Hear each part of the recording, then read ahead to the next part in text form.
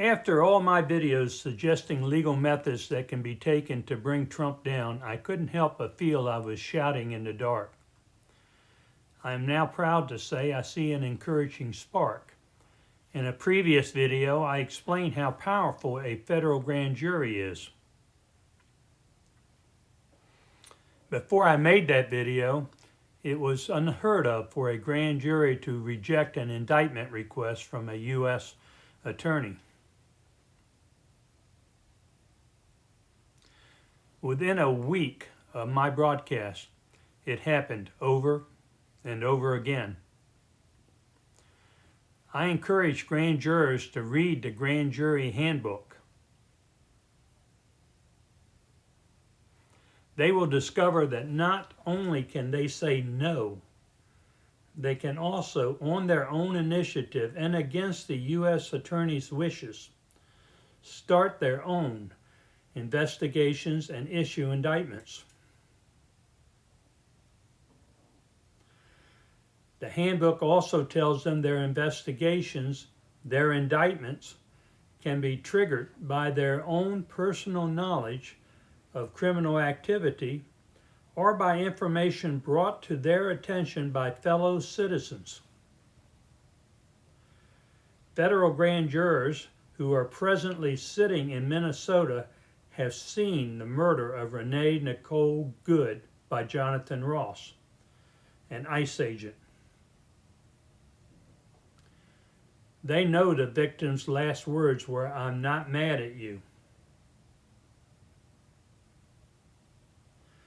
They can watch videos showing her smiling and trying to move her vehicle out of the surrounding confusion. They are aware that Ross's unjustified shooting made her 6-year-old son an orphan. They can listen to Ross calling her a fucking bitch just seconds after killing her. The Trump Justice Department has already declared the killing legal and justified. The DOJ has announced its intention to hinder any investigation by the state. A Minnesota federal grand jury does not have to sit and wait for Trump's FBI to not ask for an indictment. Jonathan Ross must be indicted now for violating federal law 18 U.S.C. 242, violation of constitutional rights by federal officials under color of law. Instead of just protesting, Minnesotans should demand this indictment be issued.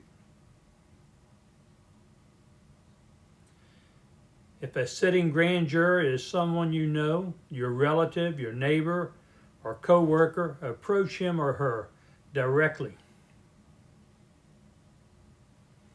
If you don't know a sitting federal grand juror, stand outside the federal courthouse with placards citing the code section and demanding indictments so that arriving grand jurors can see. Have the mayor, police chief, and governor request immediate grand jury indictment. When a grand jury issues an indictment, it must be co-signed by a U.S. attorney before being presented to the judge. If a U.S. attorney refuses to sign the indictment, the grand jury should issue an indictment against him or her for obstructing justice. More will be explained in my next video.